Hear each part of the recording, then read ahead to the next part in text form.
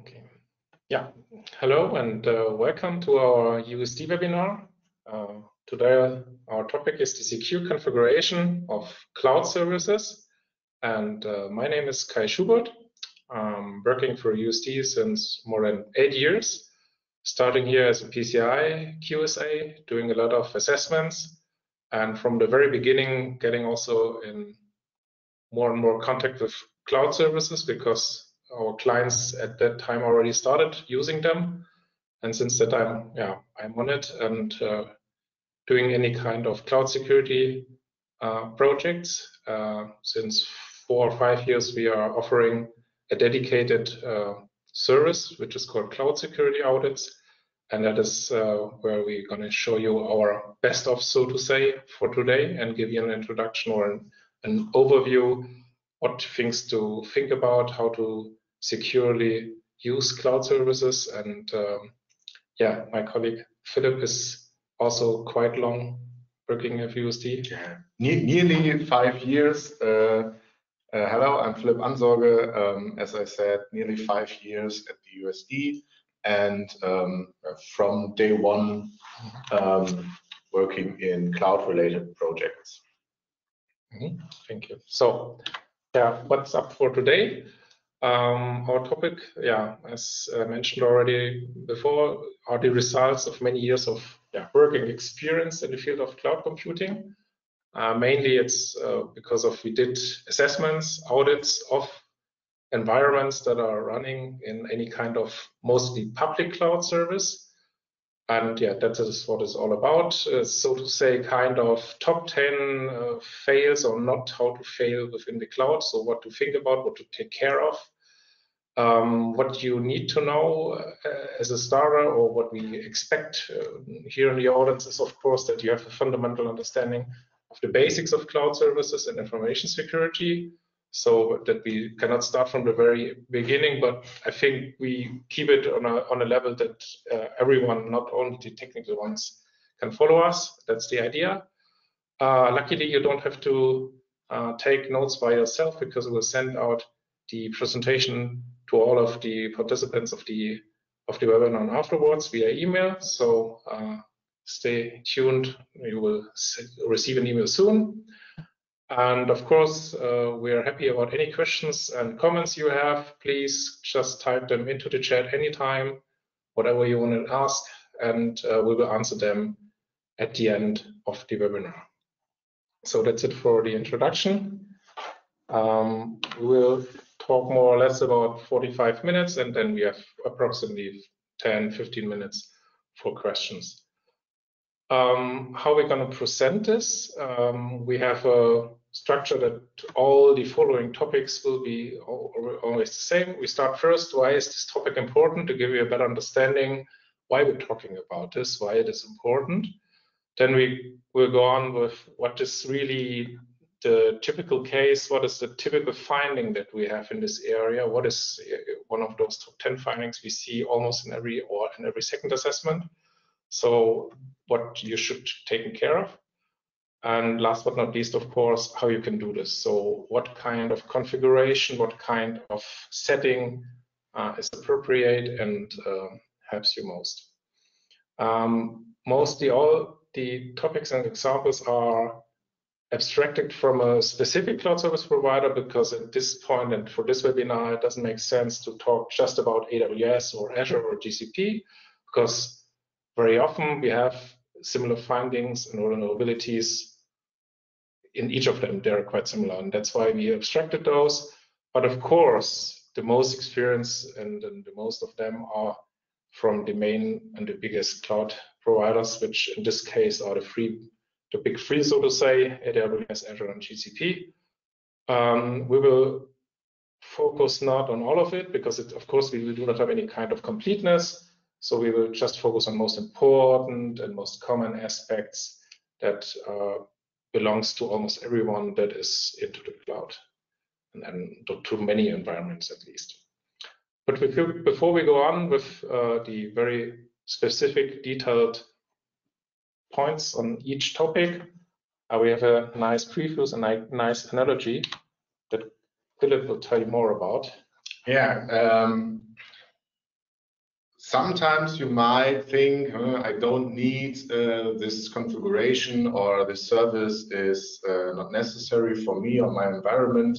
But like in every IT environment, you more have to follow the defense in depth structure or thinking. So yeah, little picture here. See your cloud environment or your IT environment more like a castle. You have many lines on defense, not the classic ones, also not first, second, third line of defense. That's not what I mean. It's more like you have a secure identity and access management, and next line you have logging, and next line you have encryption in transit and encryption at rest, and so on. So you might have to think of it like in layers, maybe onion, a castle. We pick a castle. Example from the real world or the physical world. When you're from Germany, you might remember the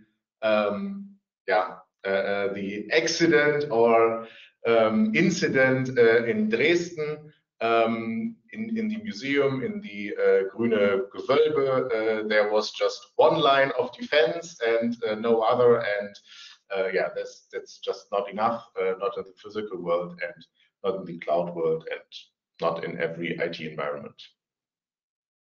Okay, yeah. Now we're going to look into the different layers of defense, maybe we're going to call this way. But before we do so, we have a short look at the agenda. So with the introduction, we're already done, and then we will right now jump into the most probably most important topic on a technical level, on the identity and access management. Later on, we will have a short sneak peek, so to say, into the topic of governance, because we will have just a short look at this, because it's such a broad topic that we need to cover this in another webinar maybe later on. But for today, just to give you an impression why it is important and why it's not only about the technical stuff. But then, of course, we will go on with this. That means very technical. We are talking about logging, monitoring, and alerting, any kind of monitoring your environments, following the encryption topics. And last but not least, we have some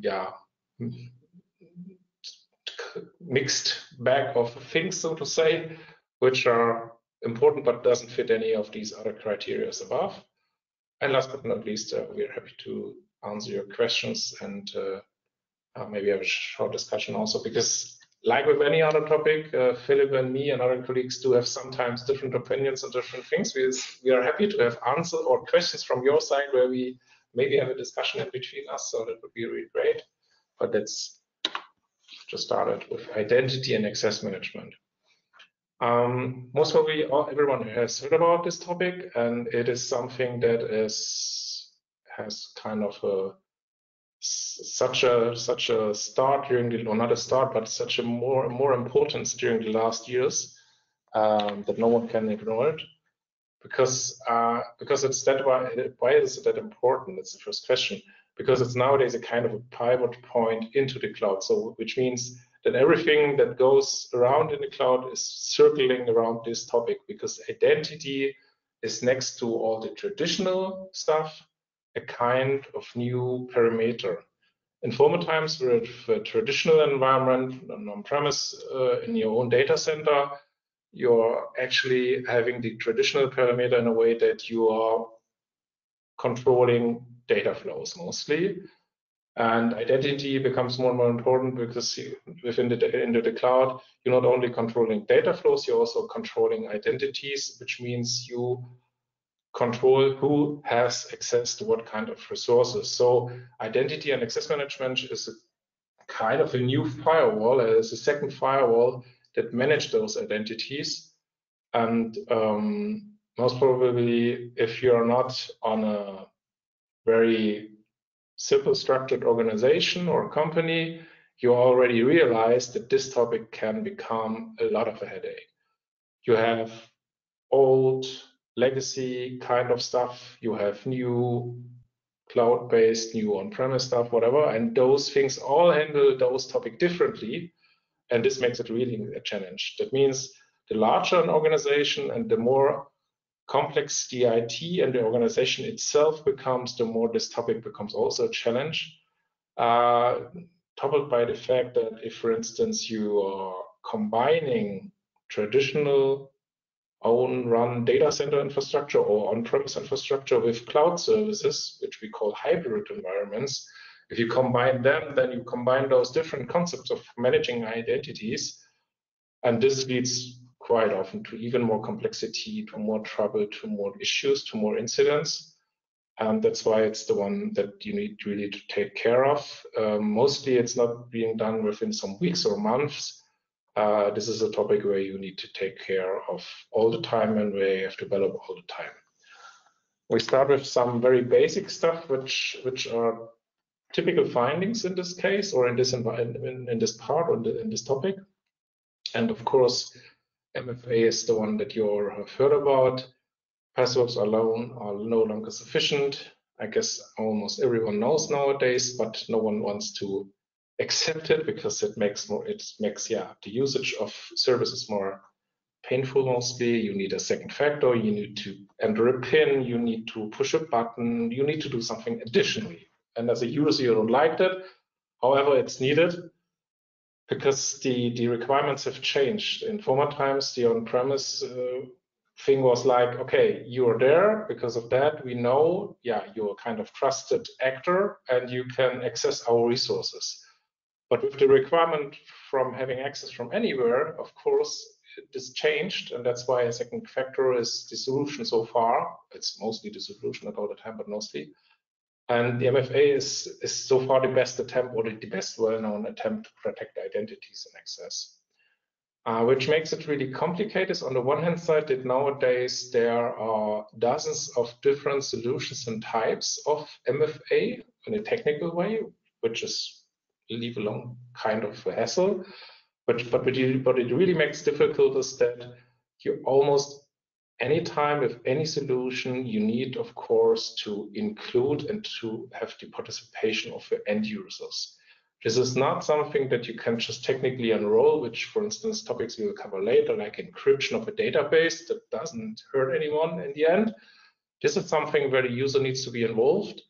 And from our understanding and from our experience, it only works if you actively and in a positively manner let users participate on this process to get MFA being run and being well deployed and working. So this takes time and effort also on the organizational level. So the typical findings we find here is on the one hand side that people or organizations don't use MFA at all, which something is nowadays a finding that we classify as a high finding, in some cases also as a critical one. So this is something we find a lot, don't do this, not a good idea. The second one that I find even more is that we have exceptions. So for instance, a very traditional or very classic kind of finding is that the CEO, the admin, or anyone who is any kind of more privileges than the normal user, they say, well, I don't want to use that, I don't need that, whatever, and they have exceptions. This is really bad. In both cases, you can imagine that a dedicated account for an administrative user as well as for a CEO is a very high value target. And that's why those exceptions we see there are really critical. So that's, yeah, quite often. And last but not least, we see that because of a lot of different options you have with MFA I've talked about, we see already MFA solutions or options that are nowadays too weak and we consider no more secure at all. For instance, things that are based on legacy protocols like short message services, SMS, or email. But it also goes for new things like the app push notifications that you have in some of the authentication apps that several companies or service providers are offering, because they are also still, there are at least social engineering attacks that can circumvent those kind of MFA. So that's why we recommend on the first, of course, to have MFA enabled and enforced for all users. This is very important and we almost all the time recommend. And as a second recommendation we have here is that you use strong second factors in the meaning of For really privileged users, for administrative users, we highly recommend so-called hardware-based tokens. I've seen some example here in the picture, like those small USB devices that you can have in your keychain. There are a lot of solutions for that on the market. But there are also other hardware-based stuff, but this is the main form in form of an USB key. And on the other side, for every other user, for normal agents or people working on the office, we recommend strong MFA, at least something like the virtual tokens with the normal authenticator apps like Microsoft or Google Authenticator. This is much better than using SMS or email. A little war story, not very cloud specific, but one of our clients has MFA via SMS. So far, so bad. But now the developers wanted MacBooks to develop their software, and they also have iPhones as company phones. And at the end, now the SMS MFA token comes via SMS from the iPhone to your Messenger app on the MacBook, and then you have a second factor, but on the same device, and that's kind of a joke. Yeah. Don't use SMS. Yeah, not a good idea. Actually. So if you have a look at this really old one that everyone wants to avoid or don't like, we also still have it here as a typical example, a typical finding. Passwords are still in use almost everywhere, of course. I mean, there are nowadays more advanced technologies, more things like passkeys and things like that, but they are not really already in use on a wide scale. So almost everyone needs to live with passwords. We have on the one hand side, of course, the insufficient length or the complexity of passwords, which means we very often still are finding users or password policies with 8 characters, things like that. And of course, what we still also find a lot, and I think our industry, the security consultancy and assessment industry, so to say, is a little bit mid on this, because we are in former times told everyone, frequently force your users to change your password because it was considered secure. Nowadays, we learn a lot, and as we have learned, it's not a good idea to have it changed that a lot. A very typical example is that huge companies have it like this, that they say, yeah, you have a password that has 8 or 10 digits, and it uses a small digit in it, small letter, big letter, and a number. And of course, people have to change this every 3 months. So what people do, typical example from the penetration testing guys or colleagues next to us, then we have passwords like spring 2023, autumn 2023, and so on, which doesn't make sense, quite easy. And for hackers, nice idea to use those. So the recommendations are clear. Nowadays, we are following the NIST recommendations as well as other recommendations in this case. That means for anything that goes to the cloud, we consider at least 14 characters or more or less secure. And of course, including 3 to 4 different character types. But, and this makes users more happy, if you're following this recommendation, you can change your password change policy, in the meaning that you can nowadays let the users change your password just once a year instead of every 3 years, like for instance, also some standards still are requiring. So if you change it this way, then you have more security on the one hand side, and on the other side, the user that is more happy because they have to change the password just once in a year. So nowadays we can switch this, because if you're talking about the technical secrets with regard to access keys and secrets for technical or service accounts, things are complete vice versa, in the meaning of that we will find a lot of service accounts that use access keys that never have been changed, never have been rotated, which is not a good idea. And we also find, with regard to access keys and secrets, find them still quite often in clear text in different kinds of code. When we're not talking about only the traditional code for the application, but we're also talking about infrastructure as code, which is nowadays very common. We find it in function as a service code, also in user data. And in any case, wherever you find it, clear text in code is never a good idea, never has been, and it will be never. So this should be avoided. Recommendations here are quite clear. For access keys, they should be changed a lot. Good thing is that the service providers support this with all the options you can imagine. That means you can automatize this process completely, and you don't have to take care for this after you've done so. So at least every 90 days in most cases is a good idea. And with regard to the storage of secrets, the recommendation is here to look one of these new options to store them in secret stores or use key management services from the different cloud service providers. This is also a very broad topic and could be a very long technical discussion. There is no general answer which is the best solution, because it depends really on the case. What do you want to look for? What is your use case?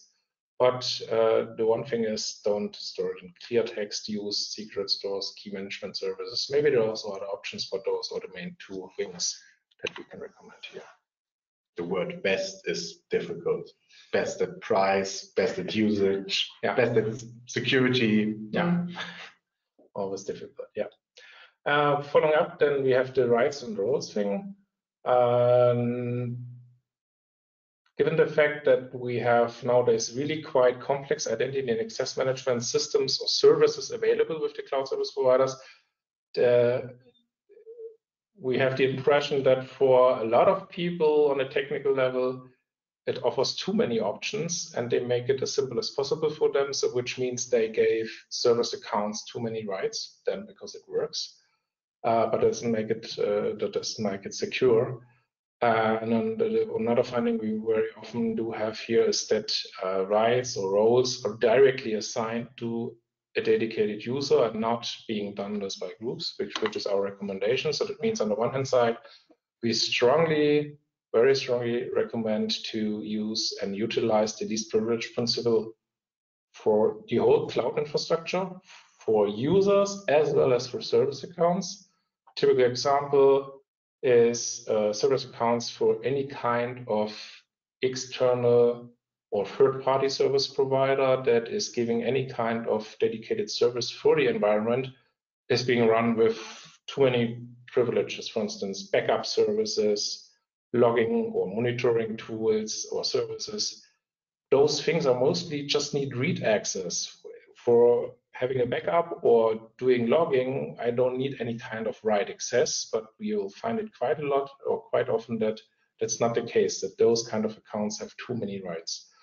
And of course, to make your identity access management handleable and doable on a long-term perspective, it's of course recommended to do assignments on a group base and not on a user space. And there's necessarily a big difference between startups or big companies. We've seen startups with the absolute all-time classic 12 full admin AWS accounts, but we also have seen organizations or big companies which now have a cloud-first strategy and no experience in cloud and have some projects which are now are deployed in the cloud, and they are very experimental, and so the developers also have nearly full administrative cloud privileges, and that's just not good. Even in a starting phase, you should take care of the right and role concept even in the cloud. Okay, so then let's go on with another topic, and this is just a short kind of excursus with regard to governance, because it's not really about the configuration of a service, it's more about the governance of this. But we would like to mention it here because we see it so often, and not to mention it will be kind of a mistake, I feel. What we see a lot is that still, I mean, at the very beginning it was quite normal because cloud was something new, and of course mostly the technical interested people, the administrators, the developers are looking at this, figuring out, maybe this helps me, I try to play with it, maybe I do a kind of a proof of concept, maybe I do a first small service on this. And this is how it's very often started. And the organization itself, with its governance infrastructure or with its governance in itself, doesn't recognize this from the very early and from the very beginning. And it takes a lot of time mostly until also quite bigger companies realize, oh, we are still using or already using any kind of cloud service, and no one was really aware of this. So that means that the organization and its governance very often lags behind the technical development. We can see it almost in, I would say, more than 80% of projects. Then happens the fun fact that someone from the second or third line of defense is recognizing this and starting to think, hey, how are we gonna check this, how we're going to control this, how we're going to govern this. And then they put their, what we call on-premise thinking, because they did it, of course, a long time and did it since a long time. They have procedures, they have processes, and they pull it over this new cloud environment. And it leads very often to unreasonable and inappropriate requirements. Very typical example is that what we are doing officially and from a technical or methodology point of view, what we are doing during our assessments is an assessment. So it means we are kind of auditors and we are checking the configuration of cloud services. And from a technical level, we are not penetration testers because we do not looking for vulnerabilities and trying to exploit them. But nevertheless, we are just looking for them. Yeah, we are just looking for them. We are just looking for the vulnerabilities. That's the difference to a penetration tester. But however, of course, people are having their task or their governance requirement. If you have a new application, then you need to run a pen test. And then they came to us and say, well, we need a pen test for this environment that is being run in Azure or in AWS. And then it becomes interesting because most of it you can't penetrate test. You can, of course, the application's code itself and the application, but all the infrastructure layers below, which are nowadays cloud services, are not the thing that you can normally do a pen test on. And yeah, this makes it for all people involved in this process sometimes really difficult to get an understanding what you are talking about, what you really want to. And yeah, this is something that needs quite some time to get all the organization being involved in this process and being kind of cloud ready. And one of the most important part of this cloud readiness is the understanding of the so-called shared responsibility model. This is something, if you haven't heard about, please check it now. It was kind of invented or introduced by AWS quite a long time ago. Nowadays, all the cloud service providers are relying on this. And it's really important to get this model being understood to get your organization ready for the cloud. And if you don't do so, you will kind of have a partial blindness in your IT operations, because you're still, for instance, having a look for your applications, for instance, but if you don't check for the infrastructure below, because you say, well, okay, that's being done by AWS, you're not aware of that you are still have a part of responsibility for this infrastructure part. So, and yeah, one of the examples, this is still nowadays a case. In former times it has been a lot, but nowadays still one of the typical examples is that people do not have any kind of, or not really adequate kind of monitoring and control of the cloud environments. They are, for instance, nowadays checking the configuration of the services and having also maybe an assessment on this, but on a daily basis, they have no idea what is really happening on a technical level within this part that is being used by them and offered and being serviced by the provider. So that's it for the governance part. This is something that you really should also keep in mind. Yeah, maybe later on we'll have another webinar with this. And now let's go back to the more technical and to the topic that I mentioned last: logging, monitoring, and alerting. Technical. Yeah, logging, monitoring, and alerting. Just diving in. It's simple, like in your basement IT environment. it's essential to get a basis for monitoring of your cloud environment. If you remember the shared responsibility model, common misunderstanding is your cloud service provider, CSP, doesn't log or record automatically anything for you. That's a service you can get, and then you have to pay for the logging service or the monitoring service or the alerting service, but there's no automation from your cloud service provider. So you have to, when we are talking about infrastructure as a service, that's one cloud model. When it's platform as a service, is a little bit different, but there's also a logging responsibility on the customer side, and yeah, just for software as a service, then it's cloud service provider responsibility for the logging process. But in most cases, or most of our projects, we are talking about infrastructure as a service, and there are you or the customer responsible for the topics like logging or monitoring. So you have to be sure that there's a logging service in place, or the information is just lost. There's no one who's have a security net under this and logging data for you. That's fully your responsibility. So yeah, no big surprise. Typical vulnerabilities that we are finding is logging is just not available, or regions or even services that are not used are not being monitored. So there's no option to track if someone of your employees or some attacker is using this region or this service for example, mining bitcoins or something.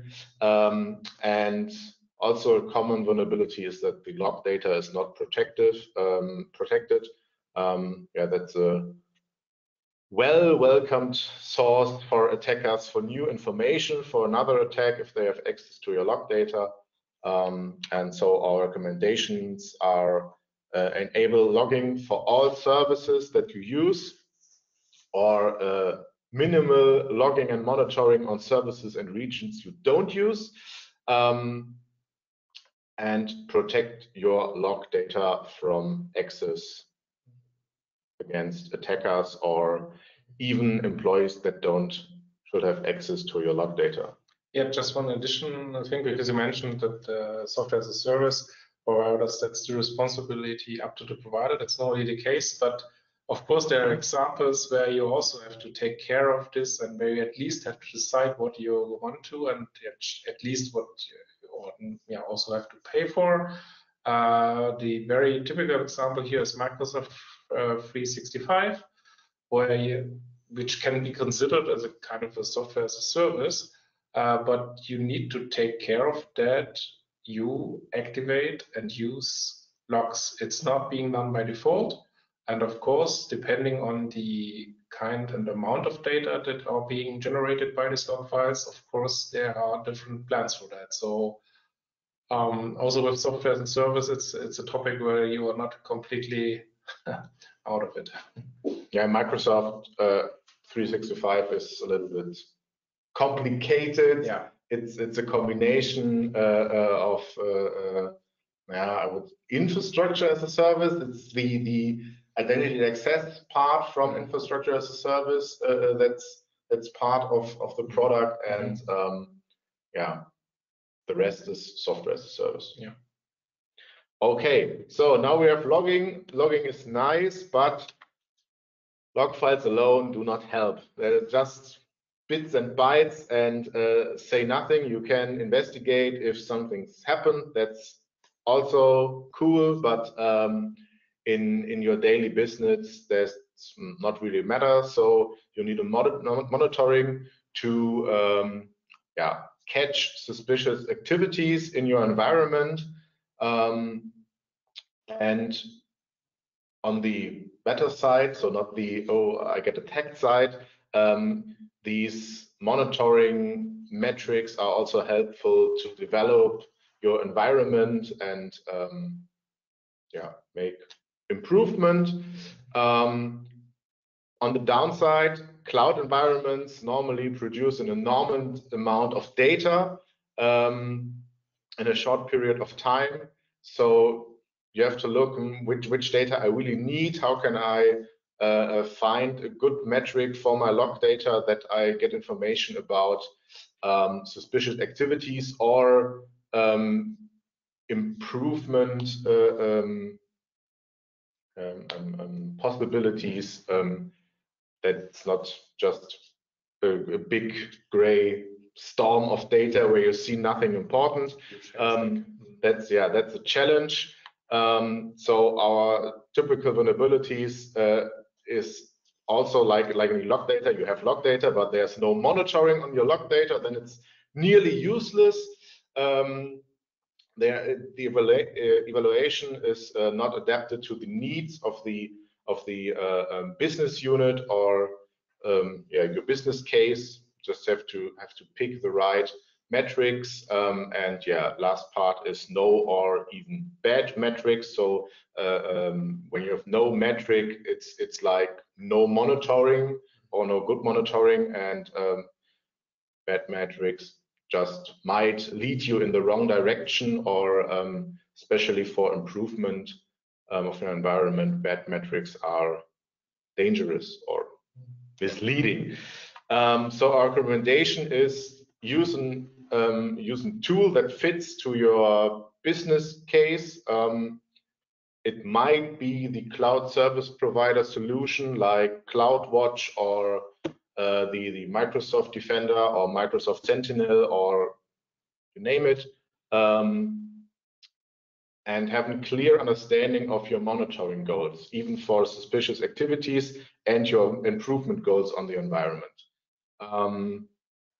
The cloud service provider tools are often praised from the service providers as the best solution, and they can do everything and it's super easy. That's sadly not always the case.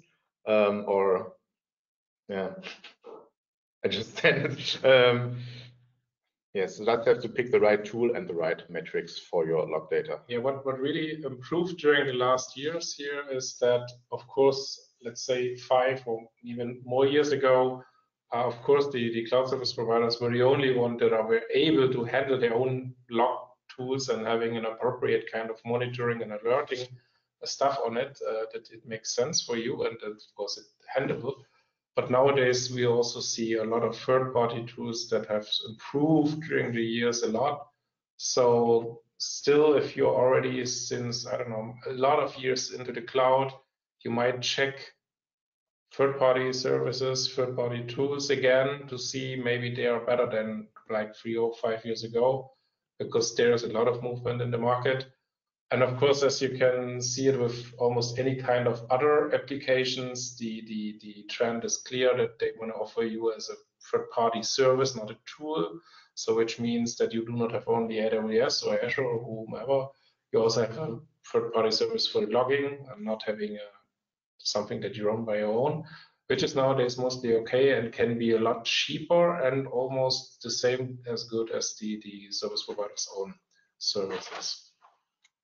Okay, our last layer in the trinity of observation is alerting.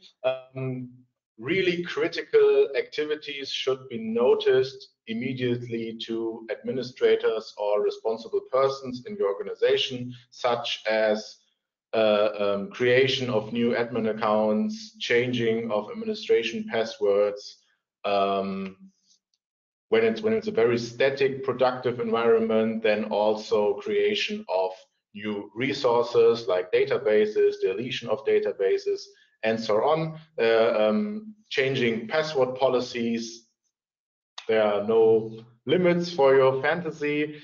That should be noticed immediately. So you can just take actions very quickly.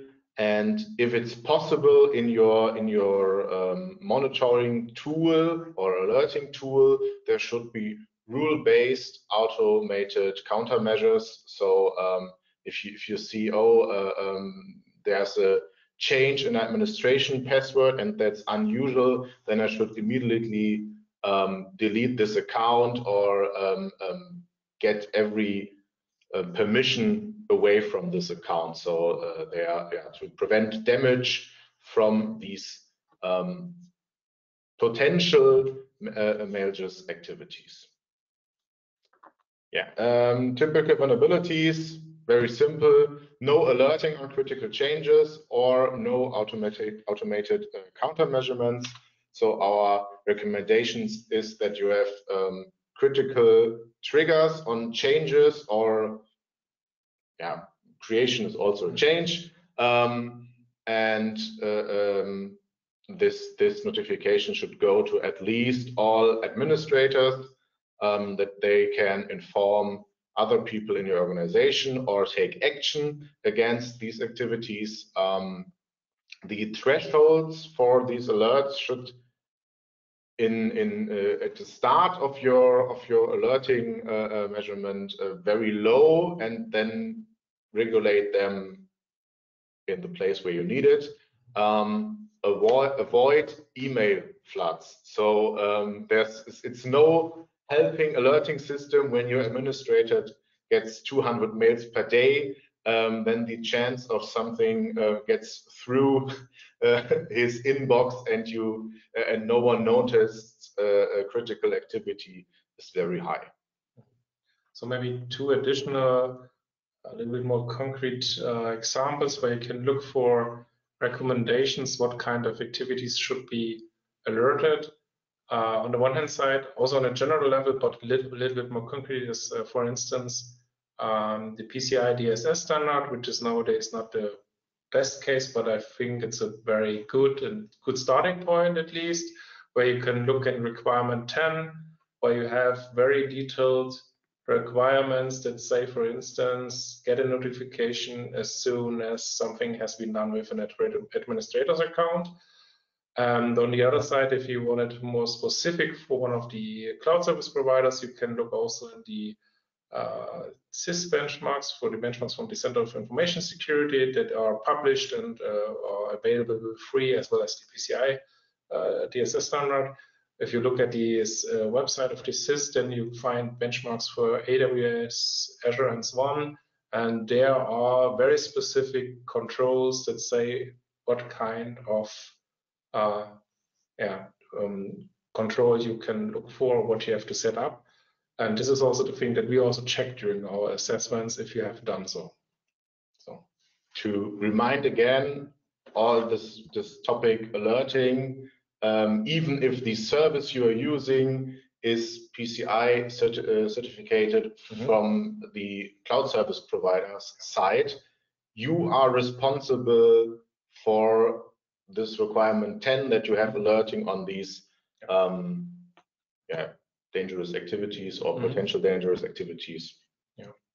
Just to make it clear. And just a spoiler, if you're more interested into how PCI and cloud security goes together in this case, we'll have a webinar within the next weeks. If you look at our website, we have it somehow in November, the beginning of November. So we can look more into the new requirements of the new standard and see those more in detail, how to handle this. Okay, end of commercial part. Yeah. To remind you, you have to control unused services and regions.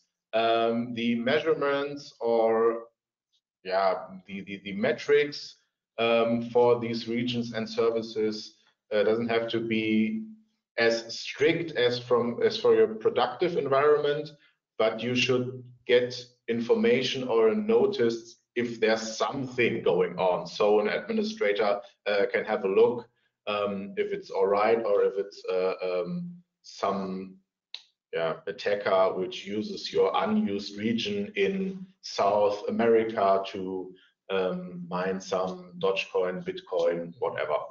Yeah, and also not from a security perspective, it's also, of course, from a business and a financial perspective, good idea to see if someone is joining your account to have some infrastructure run on your pocket. So have a look at this. Every risk is money. Okay, next topic, encryption. It's departed in two topics. First one is data in transit.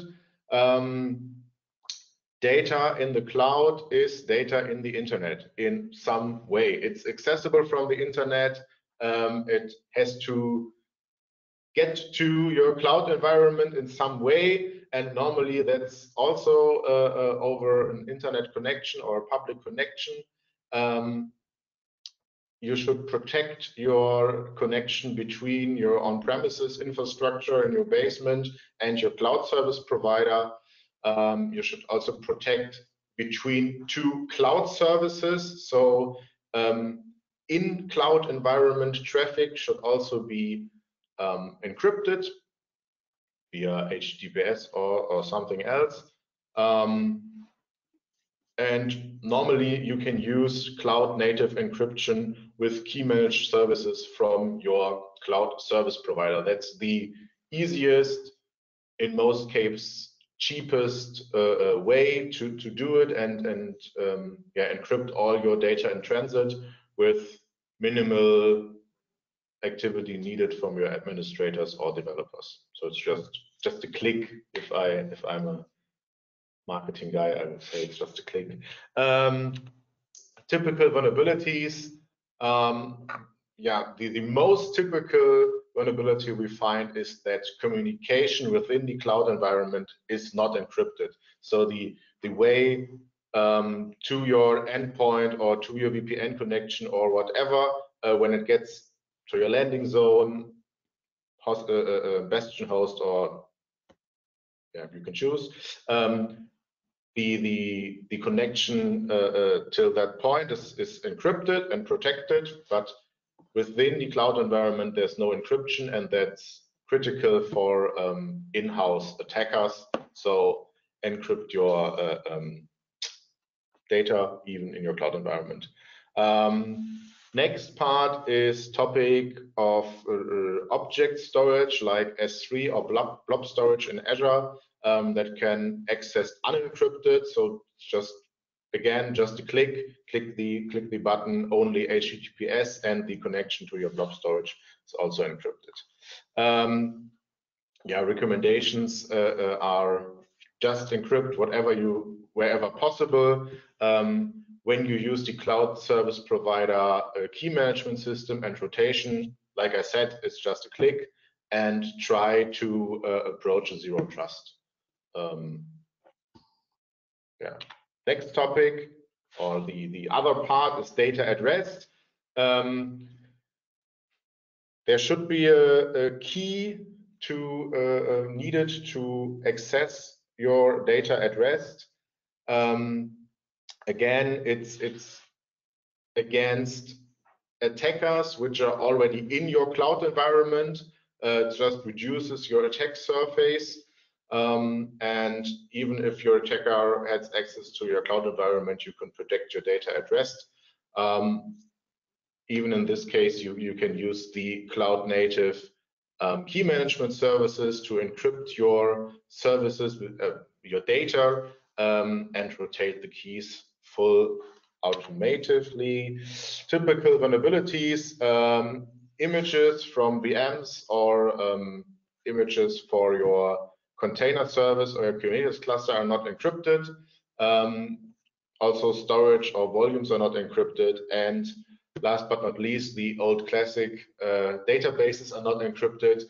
You can encrypt all these with the cloud service provider's key management system, and we recommend this. Yeah. There's no exception. Recommendation: always store data encrypted.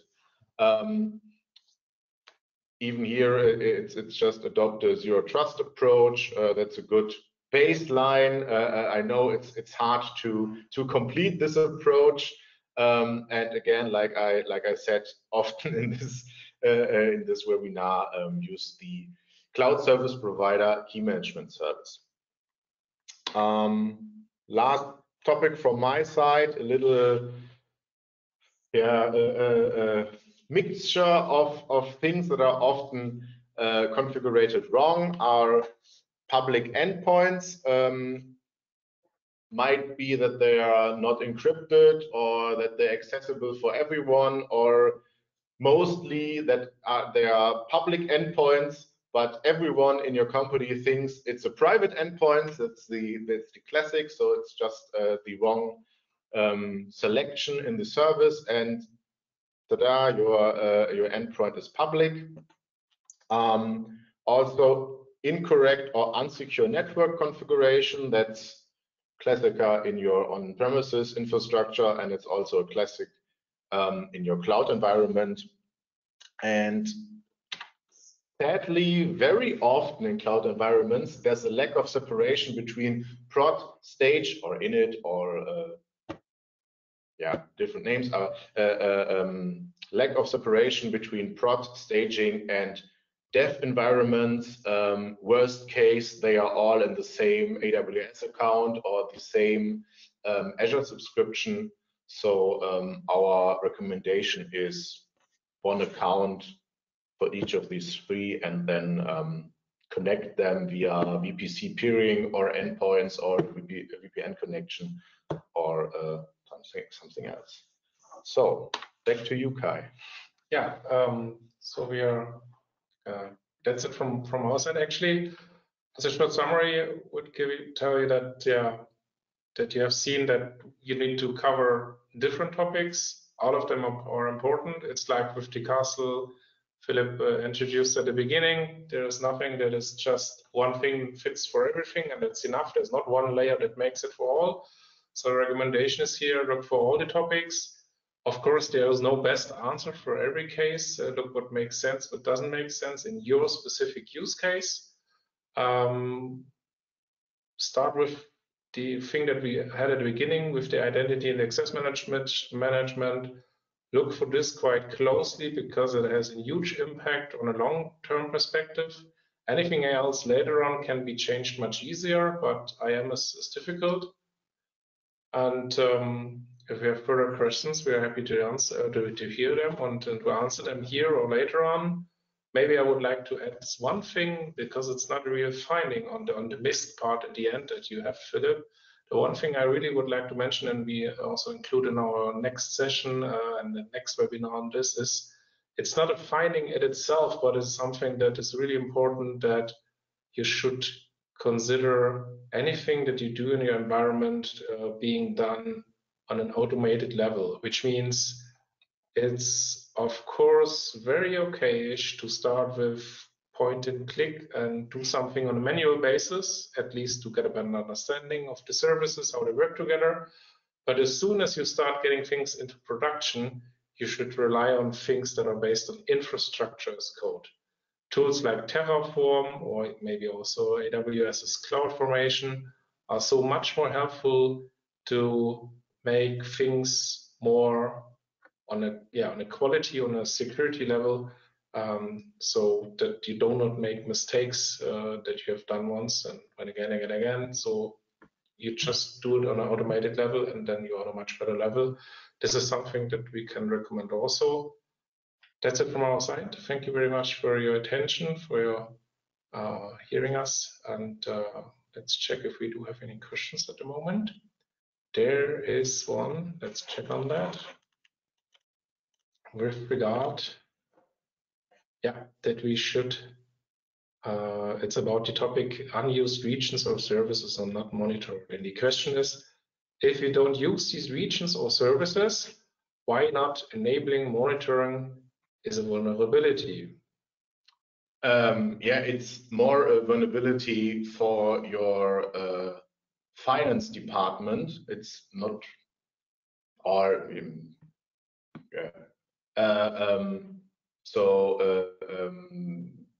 it's not a vulnerability in the classic thinking. Let me think, are there other cases than financial? It's mostly about financial topics, that's true. So it does not cover or does not impact the traditional understanding that it doesn't impact your confidentiality, not your integrity, and also not the availability of your services or your scope. but of course it impacts the financial part. So that's could be a long discussion, I think, and I think if you're gonna ask your technical guys, of course it's not a vulnerability, but if you ask your imagine an attacker gets in a region like, I don't know, AWS South America 1, and clicks some VMs and then starts attack from your cloud environment to other cloud environments or other on-premises infrastructures. Simple example, just DDoS attack or something. Then you are responsible for this. You are responsible for securing your unused regions. And in speaking of AWS, there are some regions in the world you can deactivate, but most regions you just can't deactivate for your AWS account. There are other options to prevent attackers from doing this by over identity and access management. So by policy blocking to deploy resources in unused regions. But it's again the topic of more layers of defense. When you block it via identity and access management, then you just have one line on defense, and we would recommend to,